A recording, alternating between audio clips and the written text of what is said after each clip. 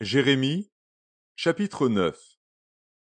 Oh, si ma tête était remplie d'eau, si mes yeux étaient une source de larmes, je pleurerais jour et nuit les morts de la fille de mon peuple.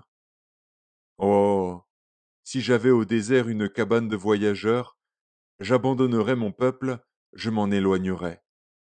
Car ce sont tous des adultères. C'est une troupe de perfides. Ils ont la langue tendue comme un arc et lancent le mensonge. Ce n'est pas par la vérité qu'ils sont puissants dans le pays, car ils vont de méchanceté en méchanceté, et ils ne me connaissent pas, dit l'Éternel.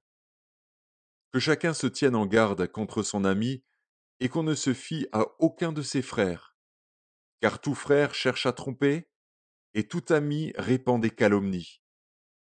Ils se jouent les uns des autres, et ne disent point la vérité.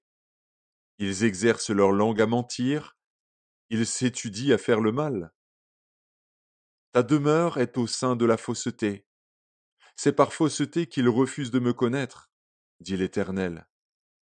C'est pourquoi ainsi parle l'Éternel des armées, voici je les sonderai, je les éprouverai. Car comment agir à l'égard de la fille de mon peuple? Leur langue est un trait meurtrier, ils ne disent que des mensonges. De la bouche ils parlent de paix à leur prochain, et au fond du cœur ils lui dressent des pièges. Ne les châtierai-je pas pour ces choses-là, dit l'Éternel? Ne me vengerai-je pas d'une pareille nation? Sur les montagnes je veux pleurer et gémir, sur les plaines du désert je prononce une complainte. Car elles sont brûlées, personne n'y passe, on n'y entend plus la voix des troupeaux. Les oiseaux du ciel et les bêtes ont pris la fuite, ont disparu. Je ferai de Jérusalem un monceau de ruines, un repère de chacals, et je réduirai les villes de Juda en un désert sans habitants. Où est l'homme sage qui comprenne ces choses? Qu'il le dise, celui à qui la bouche de l'Éternel a parlé. Pourquoi le pays est-il détruit, brûlé comme un désert où personne ne passe? L'Éternel dit, c'est parce qu'ils ont abandonné ma loi, que j'avais mise devant eux, parce qu'ils n'ont point écouté ma voix, et qu'ils ne l'ont point suivie, parce qu'ils ont suivi les penchants de leur cœur, et qu'ils sont allés après les Baals, comme leurs pères le leur ont appris. C'est pourquoi ainsi parle l'Éternel des armées, le Dieu d'Israël.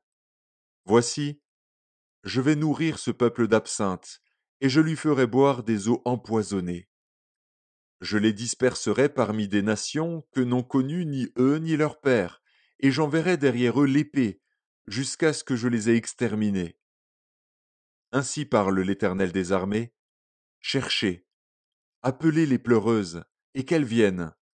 Envoyez vers les femmes habiles, et qu'elles viennent. Qu'elles se hâtent de dire sur nous une complainte, et que les larmes tombent de nos yeux, que l'eau coule de nos paupières. Car des cris lamentables se font entendre de Sion. Et quoi?